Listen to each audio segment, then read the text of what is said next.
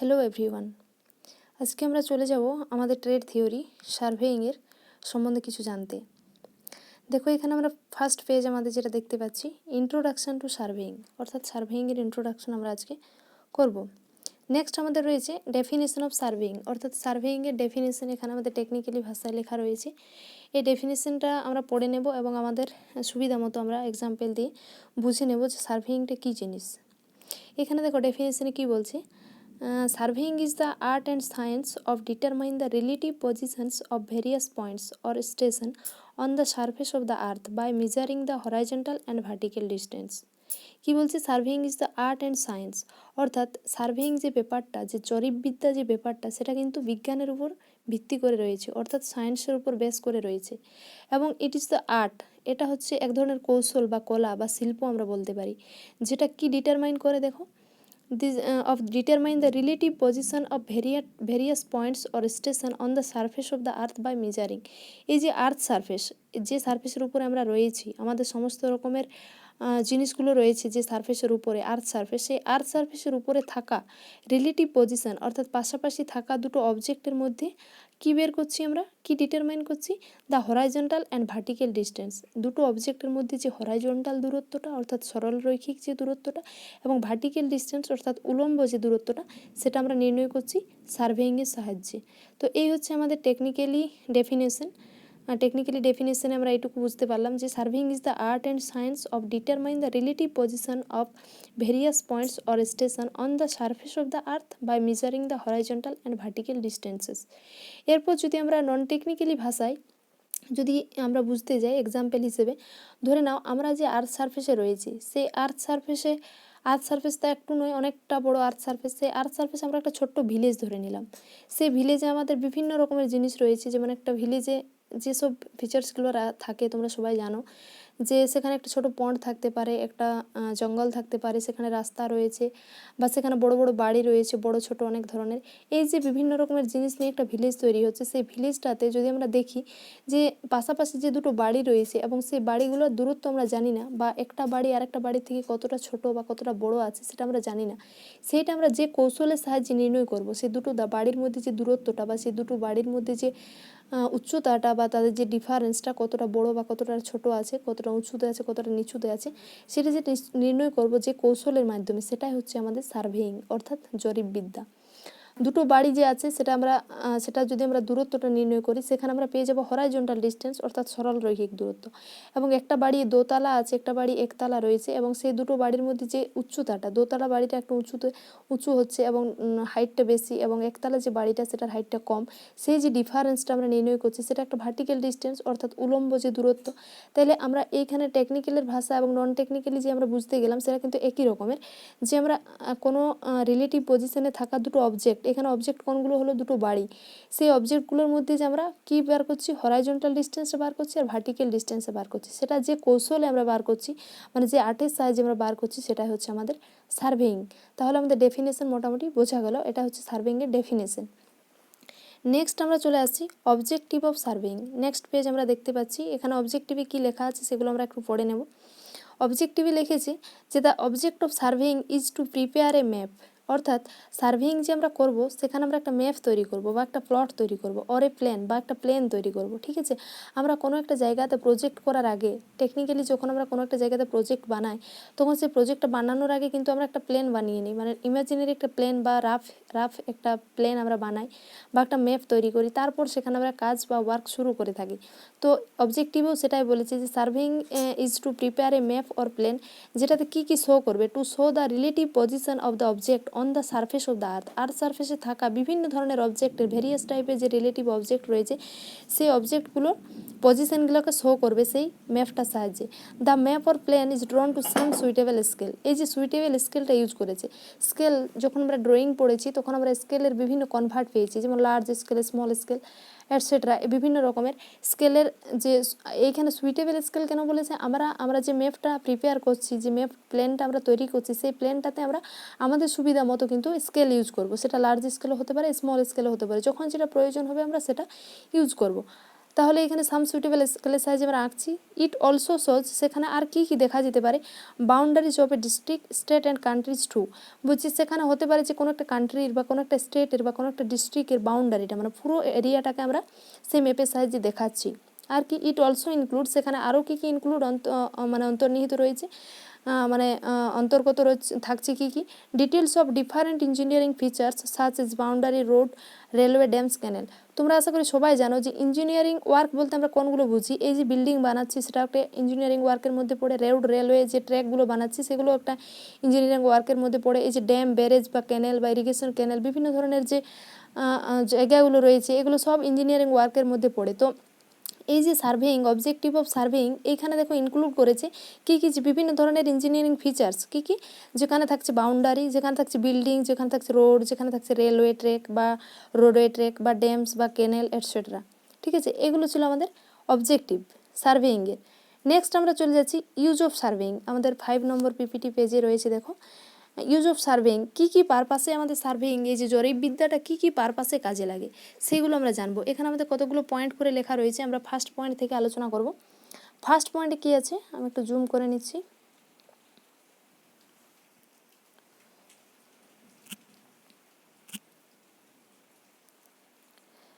Use of surveying first point আছে আমাদের, to prepare a topographical map which shows hill, valley, rivers, forest, village, town etcetera. এই যে earth surface আমরা বললাম, earth surface, সেই আর্থ সারফেসের উপরে এই জিনিসগুলো আমরা দেখতে পাচ্ছি কী কী, hill, valley, river, forest, village, town. এটা যদি কোনো একটা কান্ট্রিতে হয় বা কোনো একটা স্টেটে হয় বা কোনো একটা ডিস্ট্রিক্টে হতে পারে, কোনো একটা ভিলেজেও হতে পারে। ভিলেজে এত সব জিনিস দেখা যায় না, একটা বড় এলাকার মধ্যে দেখা যায়। ধরে নিচ্ছি আমরা সেটা একটা কোনো কান্ট্রি, সেই কান্ট্রির বলছি প্রিপেয়ার এ টোপোগ্রাফিক্যাল ম্যাপ, সেই কান্ট্রির পুরো টোপোগ্রাফিটাকে আমরা তুলছি। টোপোগ্রাফিটার মধ্যে কী কী থাকছে, সেই টোপোগ্রাফিটা কী প্রসেসের সাহায্যে তুলছি। আমরা নেক্সট যখন পড়বো আমাদের আছে কন্ট্যুর, কন্ট্যুর বলে একটা চ্যাপ্টার আছে, সেই কন্ট্যুর চ্যাপ্টারে বা কন্ট্যুর প্রসেসের মাধ্যমে আমরা টোপোগ্রাফিটা তুলি। সেই টোপোগ্রাফির মধ্যে কী কী শো করে, ভ্যালি থাকতে পারে, পাহাড় পর্বত, হিল থাকতে পারে অর্থাৎ পাহাড় পর্বত, ভ্যালি উপত্যকা থাকতে পারে, রিভার নদ নদী থাকছে, ফরেস্ট জঙ্গল থাকছে, ছোটো ছোটো ভিলেজ থাকছে, টাউন থাকছে, সেমি টাউন থাকছে, বিভিন্ন ধরনের। এই যে পুরো ব্যাপারটা যখন আমরা একটা ম্যাপিং করছি, কোনো একটা জায়গাতে প্লট করছি, কোনো একটা ম্যাপের সাহায্যে তুলে ধরছি অ্যাকচুয়াল জায়গাগুলোকে, সবগুলোকে hill, valley, river, forest, town, village, small town সবগুলোকে যখন তুলছি তখন সেটা হচ্ছে সেই জায়গাটা, সেই কান্ট্রিটার টোপোগ্রাফি, অর্থাৎ টোপোগ্রাফিক্যাল ম্যাপ আমরা তৈরি করতে পারি সার্ভেইংয়ের সাহায্যে। নেক্সট পয়েন্ট চলে যাচ্ছি, সেটা হচ্ছে to prepare a cadastral map. Cadastral ম্যাপটাতে কী কী শো করবে, ক্যাডাস্ট্রাল যে ম্যাপটা বানাবো, ক্যাডাস্ট্রাল ম্যাপ যে বানাতে পারছি সেখানে কী কী শো করছে, বাউন্ডারিজ অফ ফিল্ড, কোনো একটা ফিল্ডের বাউন্ডারিটা, plot, houses and another properties, সেখানে প্লটসও থাকছে, বিভিন্ন তো ছোটো ছোটো প্লট থাকছে, আমাদের যে জমি জায়গাগুলো রয়েছে সে তার তো ছোটো ছোটো প্লটে ভাগ আছে, সেই প্লটগুলো থাকছে ক্যাডাস্ট্রাল ম্যাপে, এবং হাউসেস থাকছে, বড় বড় বাড়ি থাকছে বড় ছোটো, এবং অ্যানাদার প্রপার্টিজ আরও অনেক কিছুই থাকছে। ঠিক আছে, এটা ছিল আমাদের নেক্সট পয়েন্ট। তারপর আমরা যে পয়েন্টে যাচ্ছি সেটা হচ্ছে to prepare an engineering map which shows the position of engineering work such as building, road, railway, dams, canal. আমরা তো বললাম যে ইঞ্জিনিয়ারিং যে ওয়ার্ক, সেই ইঞ্জিনিয়ারিং ওয়ার্কের মধ্যে কী কী পড়ে, এই যে বিল্ডিং, রোড, রেলওয়ে, ড্যাম, ক্যানেল এটসেট্রা, এই যে জিনিসগুলো ইঞ্জিনিয়ারিং ওয়ার্কের মধ্যে পড়ছে এগুলো সব কোথায় শো করা হয়, ইঞ্জিনিয়ারিং ম্যাপে শো করা হয়। এবং এই ইঞ্জিনিয়ারিং ম্যাপটা আমরা কিসের মাধ্যমে তৈরি করি, যে কৌশলের মাধ্যমে তৈরি করি সেটাকে বলা হচ্ছে সার্ভেইং, অর্থাৎ সার্ভেইং ইউজ করে আমরা এই ম্যাপগুলো তৈরি করতে পারছি। নেক্সট আমরা চলে যাচ্ছি next point, to prepare a contour map to know the topography of the area to find out the best possible site for roads, railway, bridge, reservoir, canals etcetera. আমি বললাম যখন টোপোগ্রাফিটা আমরা পড়ছিলাম, অর্থাৎ কোনো একটা কান্ট্রির যে টোপোগ্রাফিটা তুলছি সেটা কী প্রসেসে তুলছিলাম, কন্ট্যুর ম্যাপের সাহায্যে, কন্ট্যুরিংয়ের সাহায্যে আমরা কোনো জায়গার টোপোগ্রাফি তুলে ধরছি। তো এইখানে দেখো কন্ট্যুর দিয়েছে আমাদের, to prepare a contour map, যেখানে শো করছে এই জিনিসগুলো, রোড, রেলওয়ে, ব্রিজ, রিজার্ভার। কোনো একটা ভিলেজের যদি আমরা কন্ট্যুর করি, কোনো একটা ডিস্ট্রিক্টে যদি আমরা কন্ট্যুর করি তো সেখানে আমাদের এই জিনিসগুলো উঠে আসবে। ঠিক আছে, নেক্সট আমরা যাচ্ছি, surveying is also use to prepare A military map, geological map and archaeological map.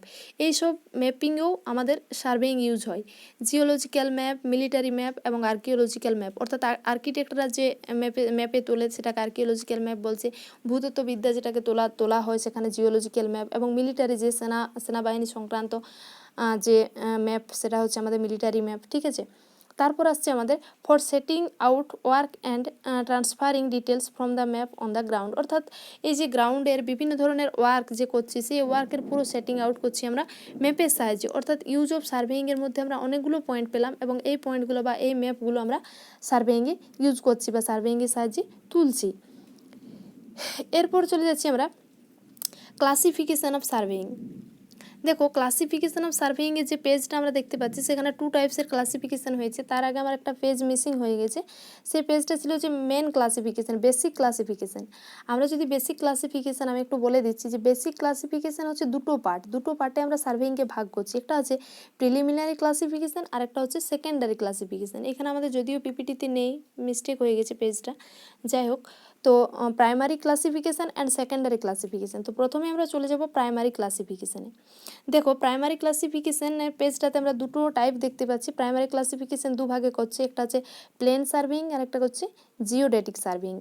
এখানে আমাদের ছবিও দেওয়া আছে প্লেন সার্ভিং এবং জিওডেটিক সার্ভিং। যদি তোমাদেরকে আমি এক্সাম্পলের মাধ্যমে বোঝাই তাহলে বুঝতে পারবে যে প্লেন সার্ভিং কোনটা আর জিওডেটিক সার্ভিং কোনটা। প্রথমে আমরা দুটো নোট তুলে নিই এখান থেকে, তারপর আমরা এক্সাম্পল হিসেবে ধরবো।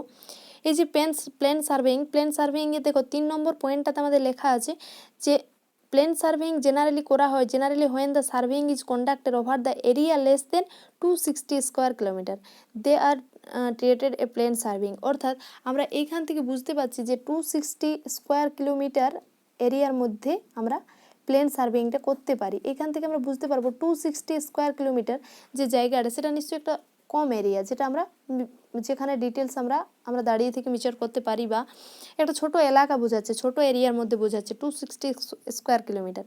আর আমরা চলে যাচ্ছি জিওডেটিক সার্ভেইংয়ের একটা পয়েন্ট আমরা নিই, তারপর আলোচনা করব।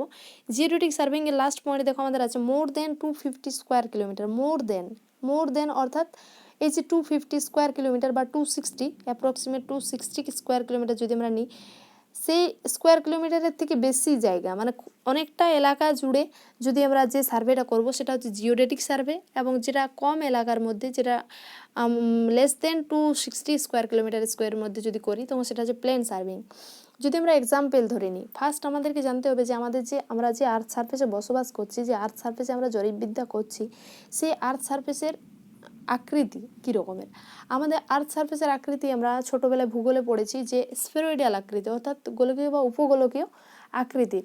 এই যে উপগোলকীয় আকৃতির আমাদের আর্থ সারফেস, সেই আর্থ সারফেসটা প্রচুর বড় হয়। সেই উপগোলকীয় আকৃতিটা কিন্তু যদি আমাদের কম জায়গার মধ্যে হয়, কোনো একটা রুম ধরে নাও, কোনো একটা বিল্ডিংয়ের কোনো একটা রুমে গিয়ে যদি আমরা সেই রুমের এক কোণ থেকে আরেকটা কোণের যদি ডিস্টেন্স মেজারমেন্ট করি, সেখানে আমরা যদি ডিস্টেন্স মেজারমেন্ট করি সেখানে আমরা দেখতে পাবো যে আমাদের যে মেঝেটা বা তলটা সেটা কিন্তু সরল রৈখিক আছে, অর্থাৎ সমতল আছে।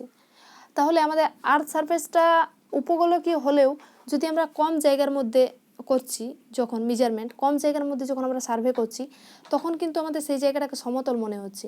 কিন্তু যদি আমরা আর্থ সারফেসের দু সাইডে মানে আর্থ সারফেসে যদি অনেকটা ডিস্টেন্সে গিয়ে যদি আমরা করি সার্ভে, তখন আমরা বুঝতে পারবো যে আমাদের যে আকৃতি আর্থ সারফেসে সেটা কিন্তু উপগোলকীয় বা স্ফেরয়েডাল। তো এইখানে আমাদের বোঝার যেটা বিষয় হলো সেটা হচ্ছে যে প্লেন সার্ভেইং যে কম এরিয়ার মধ্যে করছে, সেখানে কি নেগলেক্ট করা হচ্ছে, সেখানে নেগলেক্ট করা হচ্ছে আমাদের আর্থের যে কার্ভেচারটাকে, মানে আমাদের আর্থের যে উপকূলীয় আকৃতিটা তো কার্ভ আকৃতির যে কার্ভেচারটা রয়েছে সেই কার্ভেচারটাকে নেগলেক্ট করা হচ্ছে। অর্থাৎ কম ছোট জায়গার মধ্যে যখন আমরা সার্ভে করছি তখন আমাদের কার্ভেচার অফ দ্য আর্থ সেটা মানে আর্থের যে কার্ভেচার সেটা হচ্ছে নেগলেক্ট করা হচ্ছে। কিন্তু যখন আমরা লং ডিস্টেন্স অর্থাৎ জিওডেটিক সার্ভে যখন করছি, মানে মোর দেন 260 কিলোমিটার স্কোয়ার, যখন আমরা 260 স্কোয়ার কিলোমিটারের থেকে বেশি এলাকা অর্থাৎ অনেক বড় জায়গার মধ্যে যখন আমরা জিওডেটিক সার্ভে করছি, তখন সেইখানে আমাদের কার্ভেচার অফ দ্য আর্থ অর্থাৎ আর্থের যে কার্ভ পোর্শনটা সেটা কিন্তু ইনক্লুড হয়ে যাচ্ছে। অর্থাৎ একটাতে আমাদের curvature of the earth neglect হচ্ছে, আর একটাতে curvature of the earth include হচ্ছে। এখানে ছবিটাতে আমাদের ক্লিয়ার যে প্লেন সার্ভেইং সেটা করছে কম এলাকার মধ্যে, এবং জিওডেটিক সার্ভেইং সেটা করছে আমাদের অনেকটা বড় এলাকার মধ্যে। তো প্লেন সার্ভেইংয়ের এক্সাম্পলটা ঠিক যদি বোঝাতে পারলাম না, তাহলে আরেকটা এক্সাম্পল দিচ্ছি যে প্লেন সার্ভেইংয়ে ধরো পাশাপাশি যে ছবিটা আমরা দেখতে পাচ্ছি এখানে আমাদের 8 নম্বর পেজের ফার্স্ট ছবিটাতে, যে আমাদের সার্কেলটা রয়েছে, সেই সার্কেলটার মাঝে মাঝে যে উলম্ব যে রেখাটা টানা রয়েছে সেটা প্লাম লাইন ধরে নাও, এবং সেই প্লাম লাইনের পাশে একদম ঠিক পাশে আরেকটা প্লাম্বও যদি তোমরা ঝোলাও, তাহলে তোমরা দেখতে পাবে যে প্রথম প্লাম লাইনটা দেখো আমাদের ডট ডট করে এই প্রান্ত থেকে ওই প্রান্ত মানে এক মেরু থেকে আরেক মেরু অবধি টাচ করেছে। আরেকটা তার পাশেই ঠিক প্লাম লাইন আমরা তার প্যারালালি যদি ঝোলাই তাহলে সেই প্লাম লাইনটাকেও যদি আমরা ডটেড লাইন ইমাজিনারি লাইন যদি টেনে নিই তাহলে আমরা দেখতে পাবো আমাদের যে সেন্টার পয়েন্ট রয়েছে সার্কেলের সেন্টার পয়েন্ট, সেই সেন্টার পয়েন্টটাকে কিন্তু কোনো মতেই ইন্টারসেক্ট করছে না, অর্থাৎ তারা প্যারালালি থাকছে এবং তাদের ডিস্টেন্সটা যেহেতু কম সেখানে কার্ভেচার অফ দ্য আর্থটা চোখে পড়ছে না এবং সেখানে তাদের কার্ভেচার অফ দ্য আর্থ না থাকায় তাদের যে ডিস্টেন্স সেটা কিন্তু সমতল বা হরাইজন্টাল ডিস্টেন্স পাওয়া যাচ্ছে।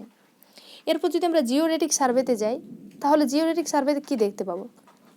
দেখো জিওডেটিকের ছবিটাতে তোমরা দেখো যে আমাদের নেক্সট ছবি মানে তোমাদের 8 নম্বর পেজের সেকেন্ড ছবিটাতে দেখো যে সেইখানে এই যে আমাদের উলম্ব একটা লাইন টানা হয়েছে, সেটা একটা উলম্ব লাইন রয়েছে, একটা হরাইজন্টাল লাইন রয়েছে। তো সেই হরাইজন্টাল লাইনের যে প্রান্তবিন্দু আছে সেই প্রান্তবিন্দুতে দুটো যদি তোমরা প্লাম্বব ঝোলাও তাহলে আমরা তো জানি যে আর্থ সারফেসের যে কোনো জায়গাতে যখন আমরা প্লাম্বব ঝোলাই তখন আমাদের প্লাম্ববের অভিমুখ কোন দিকে থাকে? আর্থ সারফেসের দিকে থাকে, অর্থাৎ ডাইরেকশন টু গ্র্যাভিটির দিকে ডিরেকশনটা থাকে। তাহলে যদি এই জিওডেটিক সার্ভে যে সার্কেলটা রয়েছে সেই সার্কেলটার যে হরাইজন্টাল লাইনটার দুই প্রান্ত রয়েছে সেই দুই প্রান্তে যদি আমরা আমাদের প্লাম লাইনগুলো ঝোলাই তাহলে দেখো সেইখান থেকে প্লাম্বব যদি রাখি তাহলে তাদের অভিমুখ কোন দিকে হবে? আর্থের দিকে হবে, আর্থের কেন্দ্রের দিকে হবে। তাহলে দেখো সেন্টার পয়েন্টের দিকে দুটো লাইন আসছে এবং একটা জায়গাতে মিলিত হচ্ছে বা তাদেরকে যদি একটু সাইডে রাখা হয় তারা দেখবে পরস্পরকে ইন্টারসেক্ট করছে, অর্থাৎ সেখানে মানে প্লাম্ববের যে লাইনগুলো সেগুলো হচ্ছে ইন্টারসেক্ট করছে। আর আগের যেটাতে ছিল প্লেন সার্ভেইং সেটাতে আমাদের আর্থ সারফেসের যে প্লাম্বব লাইনগুলো সেগুলো কিন্তু প্যারালাল ছিল। তাহলে আমরা এখান থেকে বলতেই পারি যে প্লেন সার্ভেইং যখন আমরা করব কম এরিয়ার মধ্যে তখন আমাদের যদি প্লাম লাইনের সাহায্যে আমরা এক্সাম্পল নিই তাহলে প্লাম লাইনগুলো সমান্তরাল হবে, ঠিক আছে, যেহেতু সেখানে curvature of the earth neglect. কিন্তু জিওডেটিক সার্ভেইংয়ে যদি আমরা এক্সাম্পল নিই তাহলে সেটা হচ্ছে খুব বড় এরিয়ার মধ্যে, অর্থাৎ মোর দেন 260 কিলোমিটার স্কোয়ার, এবং সেখানে যদি প্লাম্বব ঝোলানো হয় লং ডিস্টেন্সে তাহলে সেই প্লাম্ববের যে লাইনগুলো সার্কেলের সেন্টারের দিকে যাবে এবং তারা পরস্পরকে ইন্টারসেক্ট করবে। এই হচ্ছে আমাদের প্লেন সার্ভেইং এবং জিওডেটিক সার্ভেইংয়ের তুলনা বা প্লেন সার্ভেইং সম্বন্ধে জানা বা জিওডেটিক সার্ভেইং সম্বন্ধে জানা। দেখো প্লেন সার্ভেইংয়ের পেজটাতে ফার্স্ট পয়েন্টটাতেই কিন্তু আমাদের বলে দেওয়া আছে the surveying where the effect of curvature of earth is neglect and earth surface is created a plane is called surveying। তাহলে প্লেন সার্ভেইংয়ে কী বলছে যে আর্থ সারফেসটাকে নেগলেক্ট হয়ে যাচ্ছে যেহেতু কম এরিয়ার মধ্যে আছে এবং সেটাকে প্লেন দেখাচ্ছে, সেটাকে বলা হচ্ছে প্লেন সার্ভেইং। আর জিওডেটিক সার্ভেইংয়ে কী বলছে যে the geodetic surveying is type of surveying in which the curvature of the earth is consider, অর্থাৎ এখানে ইনক্লুড করছে কার্ভেচার অফ দ্য আর্থকে, যেখানে কনসিডার করছে the object of the geodetic surveying is to determine very প্রিসিয়াসলি to relative the absolute position on the earth surface of the widely separated points for larger area of survey work more than 250 kilometre square. ঠিক আছে, তাহলে এই হচ্ছে আমাদের মানে preliminary ক্লাসিফিকেশনের যে ছিল plane surveying এবং জিওডেটিক সার্ভেইং। এরপর আমরা কি বললাম, সার্ভেইংয়ের দুটো বেসিক পার্ট ছিল কিন্তু, প্রিলিমিনারি ক্লাসিফিকেশন আর একটা ছিল সেকেন্ডারি ক্লাসিফিকেশন। তাহলে আমরা সেকেন্ডারি পার্টে যাই। দেখো সার্ভেইংয়ের সেকেন্ডারি যে ক্লাসিফিকেশান সেখানে ডিফারেন্ট বেস ইউজ করা হয়েছে, ডিফারেন্ট বেসের উপর ডিপেন্ড করে কিন্তু রয়েছে ক্লাসিফিকেশানটা। কী কী ডিফারেন্ট বেস? দেখো প্রথমে রয়েছে বেসড অন ইনস্ট্রুমেন্ট। আমরা আমাদের কলেজে যখন আমরা কোনো একটা থিওরি টপিক পড়ি এবং তারপর আমরা যে ফিল্ডে যাই, ফিল্ডে গিয়ে আমরা বিভিন্ন ধরনের, ফিল্ডে তো আমরা খালি হাতে যাই না, বিভিন্ন ধরনের ইনস্ট্রুমেন্ট নিয়ে যাই। তো সেই ইনস্ট্রুমেন্টগুলোর উপর বেস করে একটা ক্লাসিফাইড করা হয়েছে।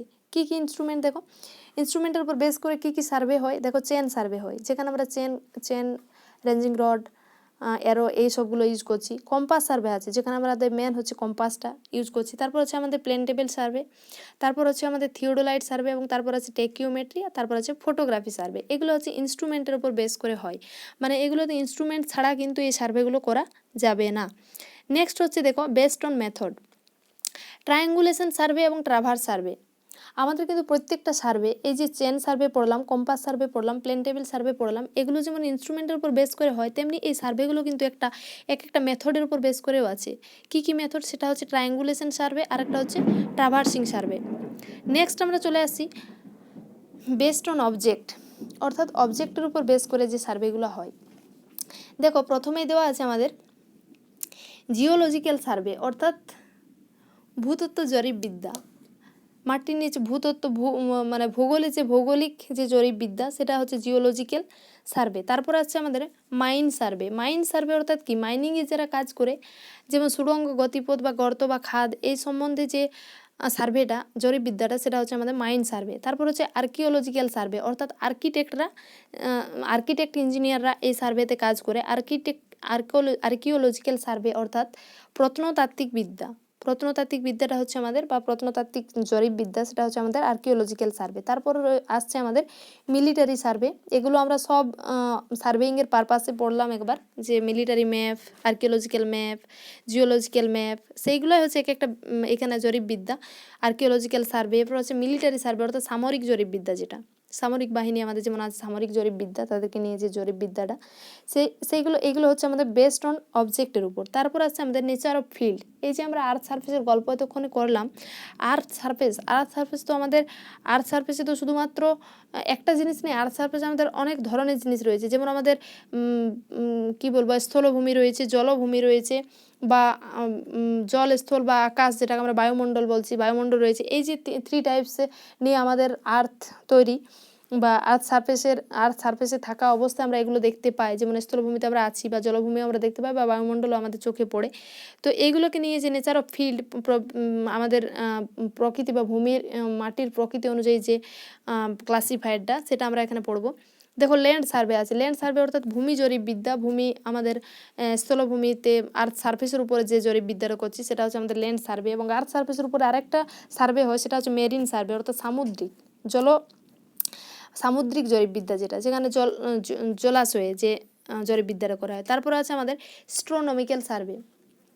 অ্যাস্ট্রোনমিক্যাল সার্ভে অর্থাৎ জ্যোতির্বিদ্যা, যে নক্ষত্র সংক্রান্ত যে বিদ্যা, জ্যোতির্বিদ্যা, সেটাও আমরা কোন ক্লাসিফাইডে ফেলতে পারি, বেস্ট অন নেচার অফ ফিল্ডের ক্লাসিফাইডে আমরা এই 3 ধরনের জরিপবিদ্যা পাবো: ল্যান্ড সার্ভে, মেরিন সার্ভে এবং অ্যাস্ট্রোনমিক্যাল সার্ভে।